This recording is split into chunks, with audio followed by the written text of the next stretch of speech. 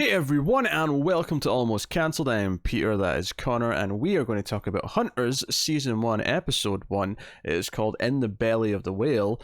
This is the new show from Amazon Prime. It's a Prime original. It's a first episode, so we'll start spoiler free. We'll give you a warning before we go into spoilers. This is a new show starring Al Pacino, which is kind of its big claim to fame, because it's like, hey, Al Pacino's in a TV show, that's not normal. It's been a while, yeah. Has he ever done TV? Yeah, he's definitely done some before. Like early 2000s, I'm sure. Oh, fair. But yeah, obviously everyone thinks of a movie actor first, though. Like not that he's been big in the movie world for a while, but you know, he has legacy to him. There's legacy to the name that his name still carries some cred. Yeah, so you know, Al Pacino's in this, and it's set in the 70s. It's loosely based on a true story, so it claims, and it's about Nazi hunters, Jewish Nazi hunters in the 70s, go hunting after old Nazis who are secretly trying to start the Fourth Reich in the US, and that is kind of the gist of it. It's very pulpy. It's got a kind of a pulpy tone to it, and the first episode is largely about introducing this sort of young character played by Logan Lerman.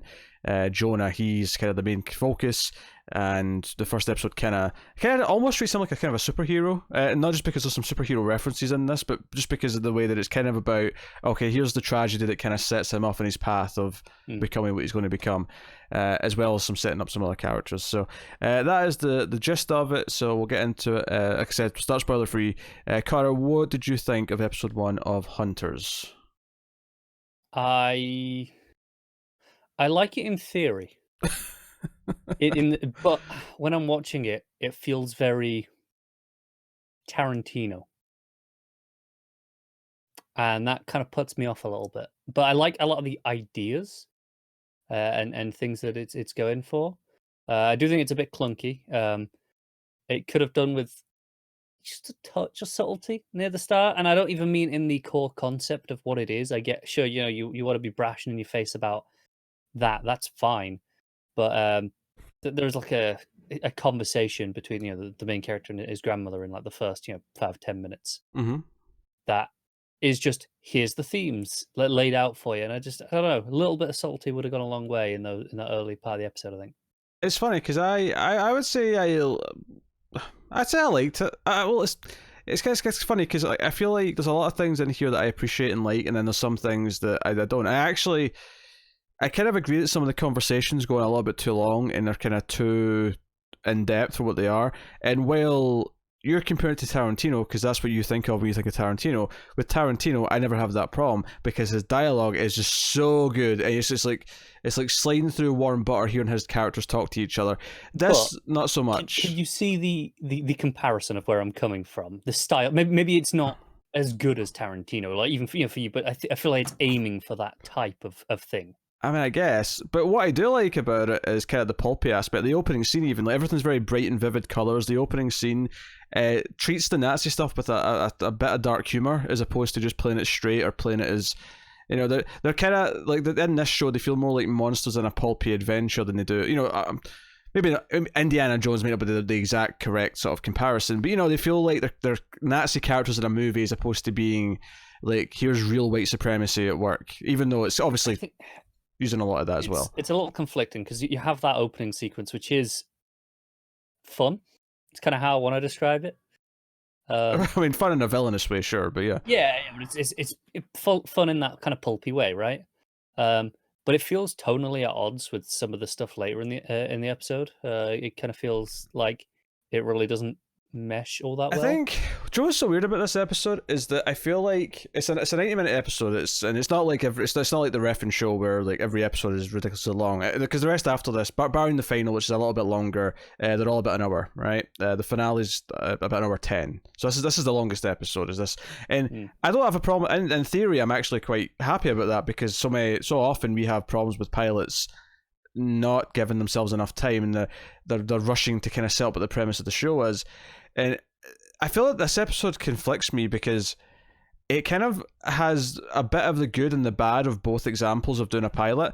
In the one sense, I like that it takes extra time to set up the premise, because it really does feel like when you get to the end of this episode that it's just set up the premise, right? Okay, this is where we're really going to start the show proper. This was all about just setting up what the idea was. Although part of it's a little bit frustrating in that sense, because it's kind of like, if you know what the premise of the show is and you get a general idea of where it's going, it feels like you're just waiting for the characters to get to the point where you already know what the show's going to be, without it being necessarily that intriguing to get there. The flip side of it is that I do think this could be a bit shorter because of that, because some of the conversations do just kind of drag on a little bit. And Al Pacino is great, but there's definitely some scenes in this where I put on some subtitles because the man mumbles, and I wasn't quite catching some of what he was saying.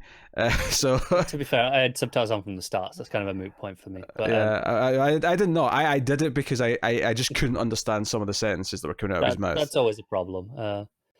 On the episode length, I feel like there's an entire subplot in this episode that I would have just removed entirely. And I mean, it's fine. There's nothing wrong with it. It's interesting. There's stuff that I like in it. I don't think it needed to be in the first episode. There's two subplots. I like both of them. I'm going to assume you mean the FBI lady investigating the murder. Yes. Yeah. I think the other one's important for the first episode because it's kind of setting up because it's setting up kind of our young Nazi, and given that our main character is the young Jew, who's the hero, it makes sense that his opposition, his main antagonist at the end of the season, by the time we get there, is going to be this guy. So it makes sense to set them both up together like this. Oh, I agree. That is fine. I have no problem with that. It's the FBI investigation. While I quite enjoyed things that were happening in those scenes and sequences. There was some good stuff in there. Yeah, I liked the. I mean, likes maybe not the correct word. There was definitely some uncomfortable stuff. Uncomfortable stuff for sure, but yeah. But it was well done, and I think it sort of what I liked about this stuff is that it kind of posed these really awful things against a really bright like 70s Technicolor backdrop. It was kind of an interesting mix of story and style kind of clashing intentionally, so not in a bad way, but kind of like they're going for this weird feel. And I won't say what it is yet, of course, but there actually is a little twist in that little side plot. I think there's an assumption you make, early in that plot line that I think it subverts by the end of it. It makes you go, oh, okay, all right. Oh, yeah. And like I said, there's interesting things in there. I just don't know if it needed to be in the first episode, if it was going to be this long. I mean, you can take that out and cut 15 minutes out of this episode. That said, though, none of my pacing problems were to do with the extra subplot. All of my pacing problems came from just some long conversations that just felt like the people were monologuing, and it felt like we could have trimmed these down a little bit. And it's not so much to say that every time someone starts monologuing about their faith or about what the Holocaust was, like obviously you have to set those ideas up. There's a great flashback. I'll just say the chess game, which I think is essential and needs to be there, and is obviously the entire basis for what the opening title sequence is kind of like sort of molded out of. It's pretty great. There is a terrible chess analogy later on, which bugged the hell out of me, but we'll get to that in spoilers. There's a specific line that I just was like, that doesn't make any sense for chess. I don't know. I don't know what to tell you, but I think it does a good job of giving us the sort of relatively sympathetic main character who befalls some bad stuff, and kind of like he's been a bit hot-headed, but you kind of understand why, so you don't hate him for it. And it goes. I mean, it's nothing special about the journey. I don't think, like I say, the most frustrating part about it is that you know exactly where it's going, and it's taking a while to get there. You know that ultimately he's going to fall into whatever the old Jewish people are up to. He's going to end up becoming involved with, and we're just kind of like building up, waiting to get there. But I think, and maybe this is because it's a streaming show and they advertise the whole season. Like, we really know what the premise of this is. It's maybe a little bit different from a pilot on a network TV show or whatever, or just a weekly cable show where, okay, you have a gist of what the show's going to be, but the first episode really does introduce you to a lot of it. Whereas with this, I felt like, no, everything, most of the stuff introduces in this. Like, maybe that's why the side plots and the villain stuff was more interesting, because I felt more surprised by that than I did anything in the main plot. That's fair. I think there's nothing new or there's details, sure, in the main stuff that we didn't know, absolutely, and specific events of how we get to things, sure, but in terms of where we end the episode, there's no new hook. We often talk about the end of a first episode, so you go in, you know what you feel like you know what the show is on premise, and then by the end of that episode, it gives you something else, something new to come back for, and this definitely doesn't do that. Yeah, it's funny because, on the one hand, I don't really want to critique the writing of the show for that, because, like, this might be a perfectly fine first chapter for what they're doing, right? And I wonder if like is the problem just how they marketed the show? Like if they'd marketed this as, you know, teenager in where are they actually? They're in New York, right? We're jumping around. We are jumping around, but I'm pretty sure Jonah's. I think he's in New York. Yeah. But you know, if they market this as, you know, teenagers, you know, grandmother is murdered, right? And that's not a spoiler. That's just kind of the setup of the show. Is murdered, you know, and they're Jewish, and you know, this man might be like an old Nazi, right? And there's like a backstory. If you just market it with sort of that, and then I think the ending of this would have been a hook. It'd be like, no, we've got a whole team of people that are hunting down Nazis. Like that would have been a hook had we not known about it. But that is like what they've marketed the entire show as. To be fair, it's not just the marketing; it's the entire name. Sure, yeah. Well, yeah, but you could, yeah, no, but you can subvert that though, because that just sounds like it's the Nazis that are hunting. Oh, sure. That's who the hunters are. Like, yeah, that's easy to get around. Sure, yeah. If anything, that works. That makes the ending work even better if you didn't know it, because it'd be like, oh, it's got a double meaning. It's both of them are hunting.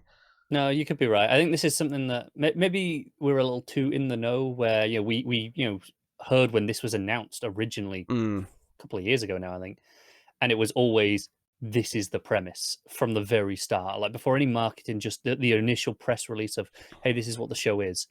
So we've kind of always just known what this is with the title. I mean, I want to make it clear, but I don't think it's necessarily important that we don't know what the hook at the end of the first episode is, because I think sometimes it is kind of predictable what the hook's going to be. It just has to be a hook beyond what the obvious, like what the premise was to begin with.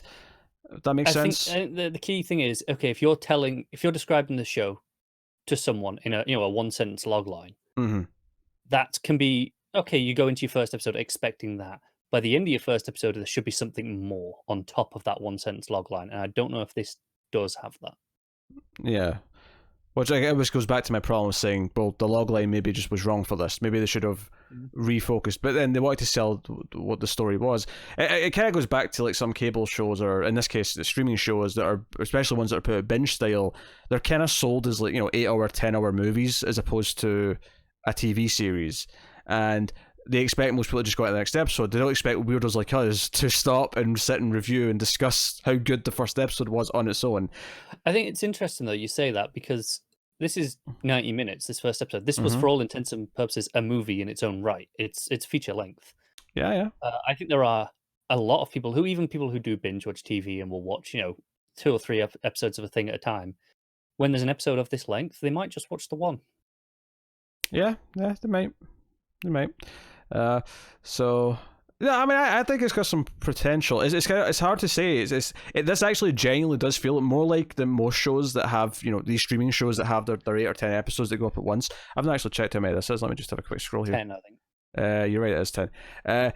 Like, these shows that go up, like, I feel like this more than normal genuinely does feel like a pilot. This feels like a pilot to me, and that it just sets up its premise by the end, and for better or worse, I have the same kind of thing that I usually feel with a pilot, where I can see some potential, but most pilots don't knock me out, blow me away right away. I see some seeds for potential, and then the growth comes afterwards that makes them really special or interesting or whatever. Is this going to be Nazi of the week? Essentially, they're going to hunt down. I don't know. I do not know, but like, because obviously, I mean, we have some shows, of course, which completely knock it out of the park in episode 1. You have your Mr. Robots, you have things like that. But so many shows, especially weekly shows, which it isn't, but a lot of weekly shows, they'll start with, okay, I see potential, it's not perfect yet, and there's some good things, some bad things, and then you come back, give it another chance, you do it a few times, and it'll be veering in one direction or the other, and you can usually make a better estimate thereon and decide if you want to keep your time with it. It's weird with these binging shows, because it's like, well, how many episodes do we devote to? And everyone's going to, like, some people have got strict answers to this, and they'll say, oh, you have to give it at least this amount or whatever. I was talking to a guy I worked with the other day who was miserable because he was watching The Witcher and he wasn't enjoying it, and it was 6 episodes out of the 8 in, and obviously I quite liked that by the end. So and I was like, it was like, oh, I'm just not enjoying it. I was like, well, then just stop. You're 3/4 through. If you're 3/4 through the season and you're not enjoying it at that point, you probably know it. You're not going to enjoy it. He goes, yeah, but I've got to finish a whole season at least, haven't I? I've got to give it a chance. I'm like, No, you don't. It's fine. Not at that point, no. And it's not to say that something has to be perfect or anything. Like it just has to be something that makes you keep wanting to watch. Like, it can be completely flawed, as long as there's something that makes you want to keep watching it. It's fine. But if you're forcing yourself through something because you have this arbitrary number or like rule, I must get to the end of a season. No, give it up. Like, walk away. Spend your life on better things. There's definitely things we've done where we've been like a couple episodes from the end of a season, and we're kind of like, well, we're not really enjoying it anymore, but I suppose we'll finish. Well, it's different for us because we're putting out content, and people will be upset if we don't have a complete set of. Yeah, that's things. Kind of the main motivation at that stage, though, rather than actually wanting to watch it. But that's different from most people. I mean, there's a few. I mean, I don't think we alter our viewing habits that differently compared to most people, but there are a few little things like that where decisions will be made based on viewership rather than our. There are points where if it was just us watching it for our own personal satisfaction, we might have just stopped at that point. Yeah, I mean, that's to say we've never stopped like halfway through a season, because we have, and people don't like it. They complain, and I never understand why, because usually by that point we've been trashing it every episode. I'm like, what are you getting out of this? We're just miserable. Yeah. But hey, but I do see potential here, and I don't know if it'll, because maybe this pacing issue is going to persist. Maybe this will feel like this every episode. It's hard to say. They are all shorter than this. That's the hope, right? That slashing off 20 to 30 minutes just inherently helps. Yeah, but on the other side, though, the complaint I had was with some of these dialogue explanations just going on far too long. There's scenes where Pacino's talking to the kid, and it just feels like it's going on and on and on.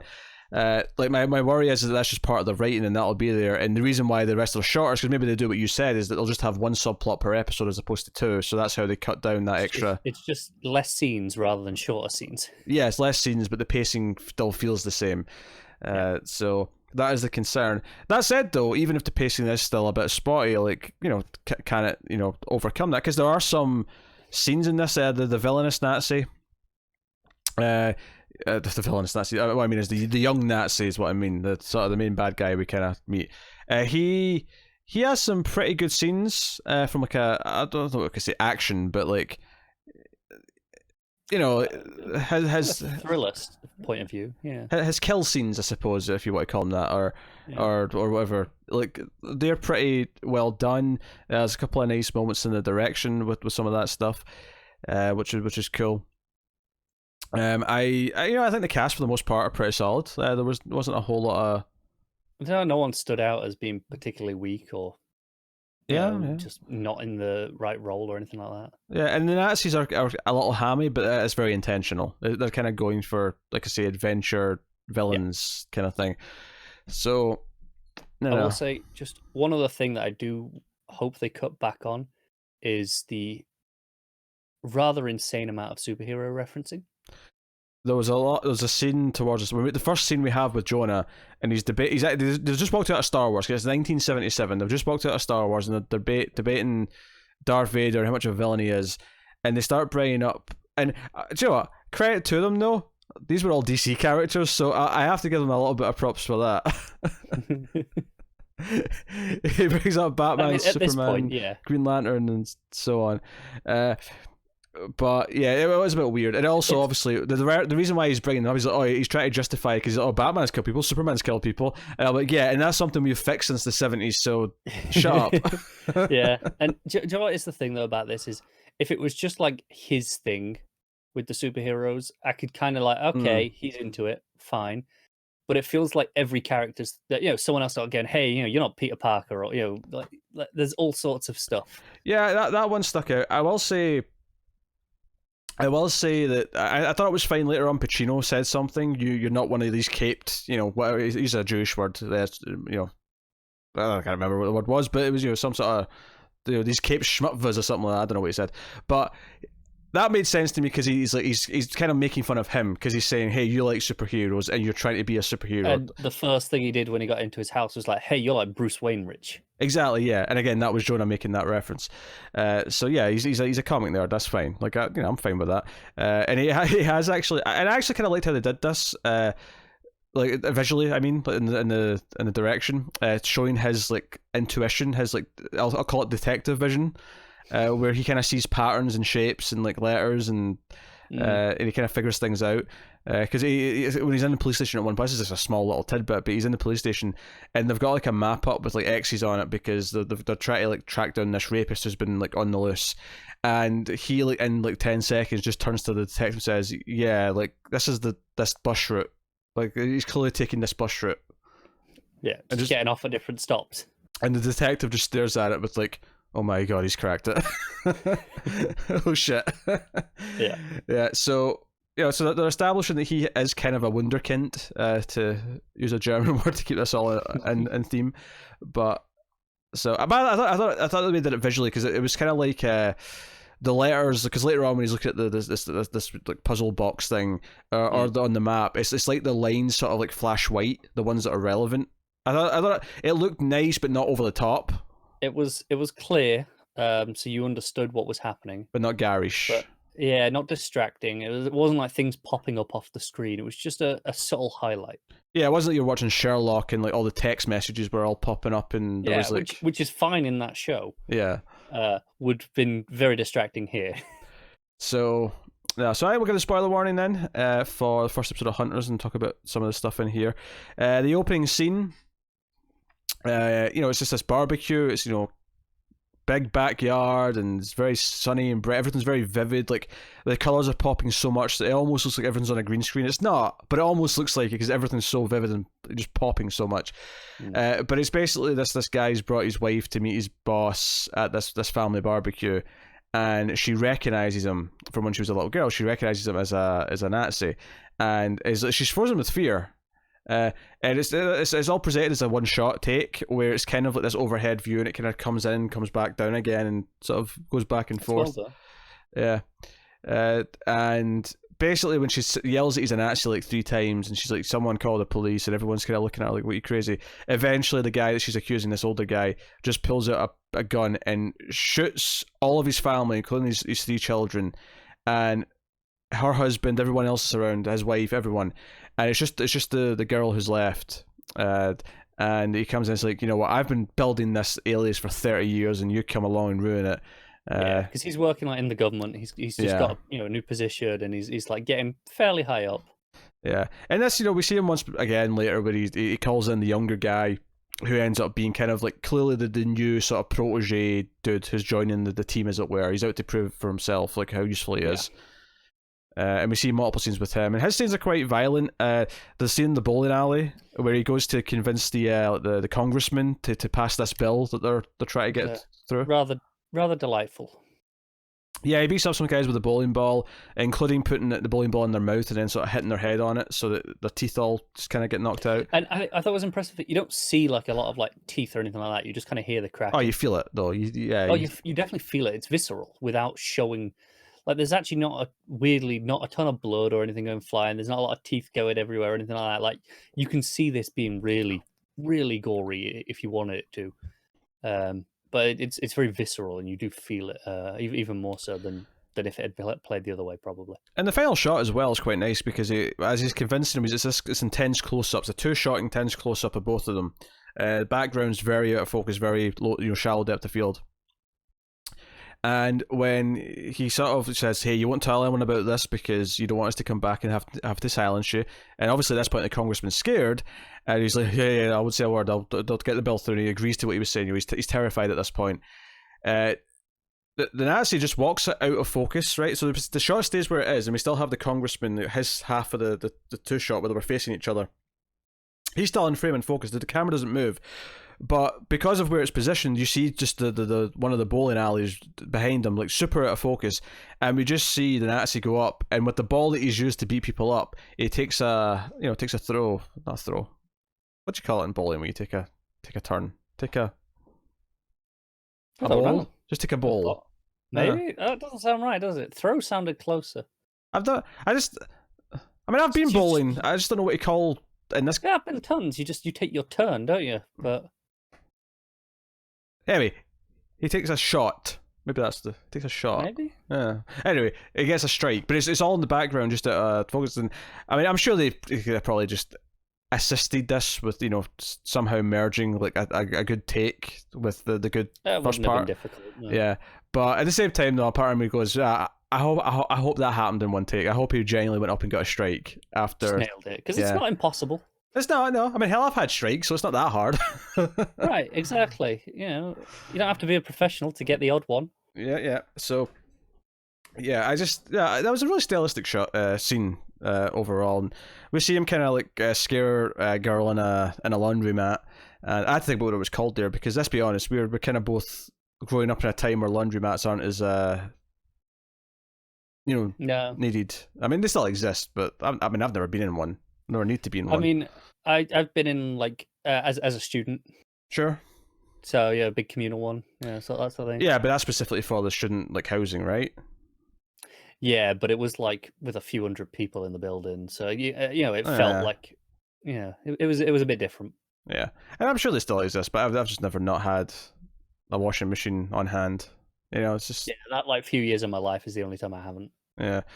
So, but anyway, and he has the big final scene where the colonel wants to see him, so we meet kind of the big bad who's running the show. Who's a woman. He's surprised it's a woman, and she's like, "Hey, I've got some more jobs for you. Someone's been killing some of our people, which is obviously what's been going on in the other plot, which we're about to get to. I want you to uncover this." So this is kind of setting his sights on our main character's sort of journey, and he's basically, okay, what are we doing then? What are we about to start? And she's like, the Fourth Reich. And they keep saying "See Kyle," and I started laughing because it made me think of the scene in Jojo Rabbit. They say it like 3 or 4 times, but it was just enough where I just thought of that scene and started laughing. That's a great scene. That's a great scene. Oh man, now I want to watch that movie again. So that was was the end of that plot. I thought all of his introduction stuff was solid. For the most part, he was efficiently brutal and I mean, he's compelling that you want to hate him. He's a little cartoony, don't get me wrong. It wasn't subtle storytelling, but I think it's meant to be kind of just like downright cartoonishly evil. Like, I think that's kind of what it's going for. Yeah, and that's okay with the villains. Yeah, and then the other subplot. Why I'm doing the subplots first, I don't know, but it seems like a neat way of breaking it up.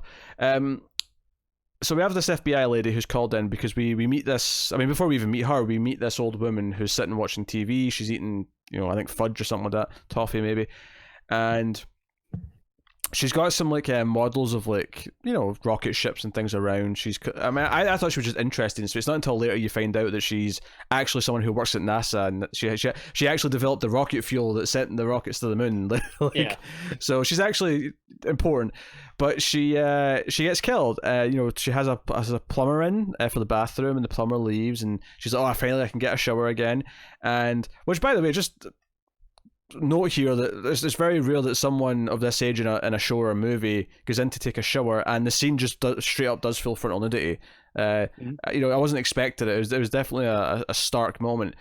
But she gets in the shower and she's got a shower cap on and she's scrubbing away and she's singing to herself as the water's going, and the water stops and gas comes out, and obviously this evokes concentration camps. It evokes all that kind of stuff, and she dies, and then this FBI agent we meet. This lady's sent to Florida where this happened to investigate, and you get the sense that she's this black FBI agent, which I'm sure at the time a black lady FBI agent was probably fairly rare. Yeah, we're introduced her on like the subway, and she's getting given some shit, and she pulls out a gun, and and she talks to her captain, supervisor, her boss, boss, and he's like, "Hey, give me my own cases. I'm ready," and And the boss like, don't make this harder for yourself than it already is. And like, no, it can't be any harder. He just wants rid of her, basically, that which she accuses him of, and she goes down here to do this case, and she's like, "Oh, this woman was gassed. This is weird." And obviously, we're thinking, "Oh, this is another Jewish person. The Nazis have done this to her." But the twist with this plot is actually it's the opposite. This is actually one of the people that the Jews have killed, because we see that she actually, the reason why she developed the rocket fuel, before she went to the US, she was like one of Hitler's like top scientists. So she's got like a photo of her and Hitler in a little Bible next to her chair. This is playing off some you said it's based loosely on true events. Mm-hmm. And I think this is that kind of part where, hey, the US did recruit a lot of Nazi scientists and give them new identities and and protected them in that sense because, hey, we'll work for you now. That is just a fact. So I think that's kind of where that element comes from. Yeah, there's a scene where she goes to NASA to like interview some of the superiors, and one of the guys just gets very racist. I mean, not like overtly, but very much implies. He calls her a broad like you, and she kind of threatens him a little bit with like FBI force, if you will, when he's like, refusing to tell her. But because they spin her some lie, because she says, "What was she working on now?" And he says, "Oh, she's working on this," and she's smart enough to like, "No, that's something that was solved like 15 years ago." So what is she actually working on? And he just bottles up, implies some racism, and goes on his way. The other guy's a little bit more forthcoming though, and kind of warns her and says, "Hey, this is kind of serious." He uses he explains how the Russians would send up like a shotgun with the astronauts, not because they were expecting any like opposition in space, but because when they landed in the desert, they were going to have to like travel for some time, and they were expecting maybe wolves and bears, depending on where they ended up. So it was for protection. And he said, when you come down, you're going to need some protection because there's going to be some bears and wolves. So clearly because he mentions that someone came to ask about her before, and presumably that was during the scene, I thought it was one of the Nazis, but given where the twist takes us, and we find out this was a Nazi being killed by Jewish people, it may have been a Jew that actually came and it may well have them. been, yeah. I think it's interesting to okay, what was she actually working on then? That that they were. You could say like, no, this is classified. If you come back with a warrant, sure. Well, there's not really a lot we can do, and we'll have to tell you. Well, it's worth mentioning that we have congressmen passing bills in favor of what the Fourth Reich want, and we have Nazi scientists working at NASA. It's not out of the realm here that whatever secret thing they're working on is some sort of agenda by the Fourth Reich. It's not like just some random thing that the US is doing in NASA. No, I think almost certainly it's some agenda, but it would be interesting to see the specifics of what it is that she's doing at NASA. Yeah, I wonder how far they go with the pulpiness of this. Like, are they going to like set up that they're trying to like I don't know, like establish a base, I'm trying to say, on the moon, like, or something silly like that. Like, I mean, it's NASA. I mean, they could. I kind of hope not. I think that might be a little bit too far for what this show is right now. It probably is, but I don't know. I've still not seen what was the Iron? Oh, what's that movie where the Nazis were hiding on the moon? Oh, Iron something. Yeah, I can't remember. But anyway, I was just thinking of that as I'm thinking of there. But they've got something cooking. Maybe it's some sort of new missile, some sort of who knows, some sort of device to take over the world because they're evil Nazis. I think it's interesting that we should mention she is a chemist. That was her job at NASA. Yes. You mentioned she did the rocket fuel, and the cover was she was working on some sort of compound to let the astronauts survive higher G-force. So it's going to be something in that angle, right? Not necessarily. It doesn't actually have to necessarily be directly to do with rockets and stuff. Oh, sure. Yeah. We don't know exactly what it was that she could have been cooking up. Yeah, I'm just going to the extreme here. I'm just I just, on the other end of the low key scale. Yeah, it could just be toxic gas or something, some chemical warfare sort of stuff. Yeah, could just be that. But that'll take us sort of into the main plot, which is Jonah, grandmother gets killed. He's very upset and angry about it. He tries to go to the local gang, to see if they know anything, because he feels that the detectives aren't really doing anything about it. He gets locked up, but Al Pacino gets him out of jail on bond, and he gives him this. And this is where we get the big scene at the chess game, where we find out that these Nazis, the one we specifically meet later with the cross on his neck from the wound, would play human chess with the prisoners. He would basically strip half of them, and those would be like the black PCs, and the other half and their clothes still would be the white PCs.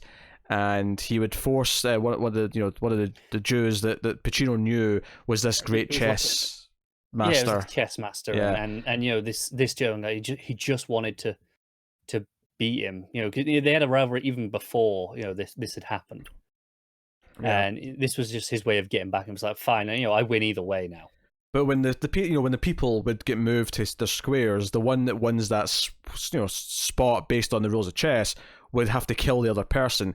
So even though he would still win the game, the Jewish chess master was still like crying and terrified, and like, he was like guilty every time he made a move. He's And the problem is bawling his eyes out. You tend to make sacrifices of certain pieces Yeah. to win the game, right? And it's a lot worse when you're sacrificing your friends. Yeah, so it's a really like maniacally evil flashback, and it's the one that's really needed. And because they set up that he has this scar, this cross, it lets us know and lets Jonah know later in the episode when he tracks down the guy who murdered his grandmother, and it was his grandmother was at this this concentration camp. She was like watching, her and Pacino's younger self were spying on this chess game. Yeah, this was Auschwitz. Yeah, they did say that. It's like it's the big one. Yeah, so maybe a little coincidental, but I mean the fact that like she was targeting him because she knew who he was, so he like kind of killed her for it. Like all of it kind of makes enough sense. It doesn't feel that pie in the sky. I don't think it's coincidental if it was if they just happened to run into each other, sure. But because she was actively hunting him, Mm-hmm. and that was the thing. When Jonah gets there, and he's like, oh no, who was she working for?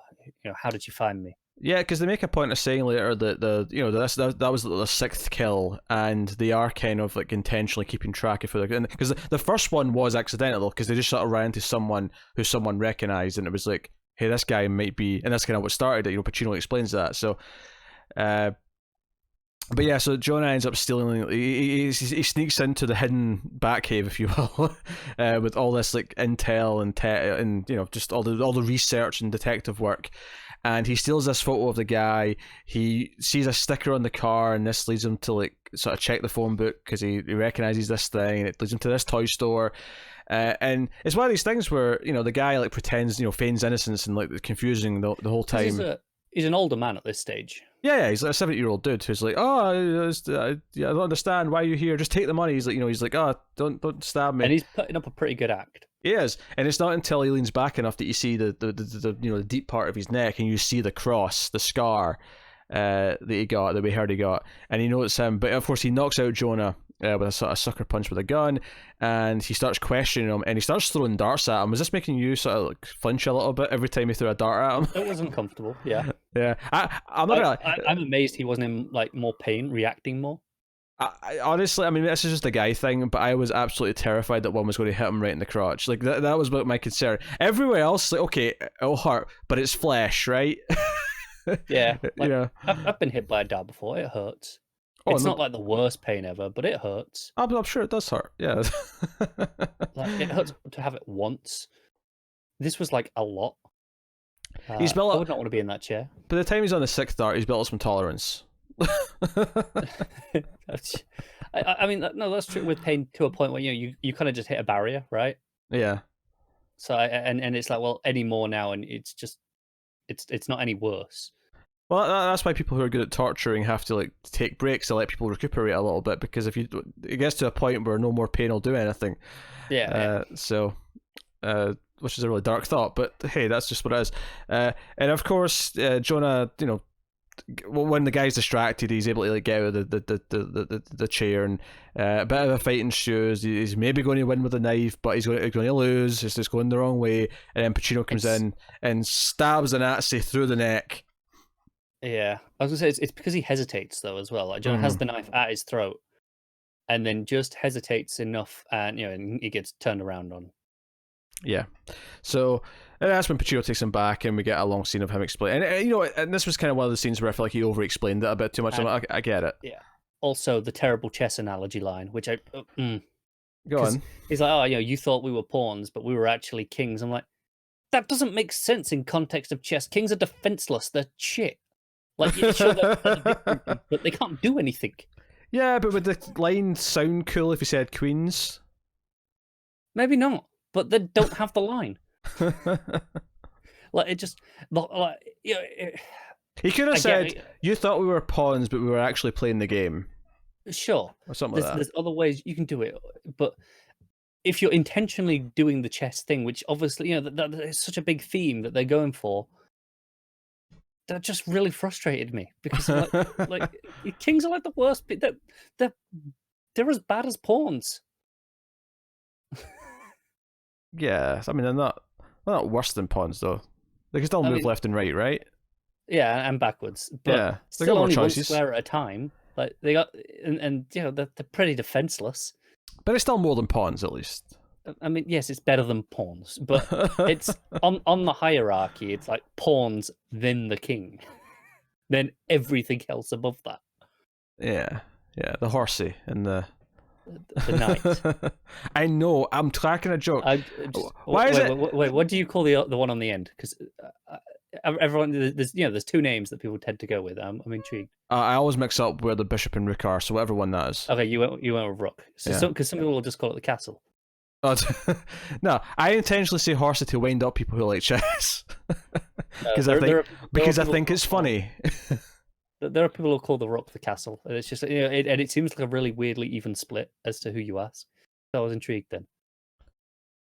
Oh, okay. No, rook. Always been rook as far as I've known. But yeah, that's pretty much it. It introduces them to the team. There's a little reveal here where we see that a lot of these characters were kind of watching them throughout the episode, and not in a way that was supposed to be like, "Whoa, what a great twist!" Because I think most of them were hidden in the scenes anyway. The point here is more just that they've been around. Yeah, it felt a little superfluous to me because if this had been he'd been noticing these people the whole time, and then it was like and it's all making sense, but. It's not like he'd been noticing them. It's just they were there, I guess. I think superfluous is a good word for it. But they have a very, very distinct set of looks. They all look kind of different, So this is our team. I'm sure we'll get some stuff exploring who they are a little bit through the season. A couple of faces in there I recognise. So. I didn't recognise it from How I Met Your Mother because he's got big sideburns and like a hat. Well, there's that, but I recognised one of the women as well. Who I'm pretty sure she was Penguin's mother on Gotham. Oh, Carol, yeah, that's her. No, you're right. Yeah, I knew she was in the cast. Even though I knew she was in this, I didn't actually recognize her. She was sat like front and center on the sofa in that. I actually recognized that there's a couple. The husband was on Frasier. He was the guy who was almost marrying Daphne, but then got left at the altar when she ran away with Niles. So that was him. That's him. It's been a while. A lot of recognizable faces that have, been around the block. Yeah, but that's episode 100. Are you down to watch episode 2 of this and see how it goes? Yes, on the chance that basically, if cutting off the runtime improves the pacing, then I'm kind of okay with it. If it's a case of we still have this pacing problem consistently at the end of episode 2, then I'm a bit more concerned, and I'll reevaluate after that. All right, so we'll look at episode 2 and see how we feel then. But there is some potential here. I like the sort of sense of humor it has in places. But yeah, that's Hunters episode 1. Let us know what you thought of it in the comments below. Like and subscribe, all that stuff. Get us on the Twitters at mailed_fuzz for channel updates. If you want to support the show and the channel and everything we do here, head over to patreon.com/mailfuzztv, and you can support us for as little as $1 per month, and you can get some bonuses for your troubles. You get some outtakes and sort of delete tangents, just some bonus episodes of some of our movie podcasts, and then at the $5 tier and up, you get other things as well, of course. So go and have a look and see if you're interested. But that is us, so thank you once again for watching or listening. We always appreciate it. Keep watching TV, guys. Have you got any vanilla?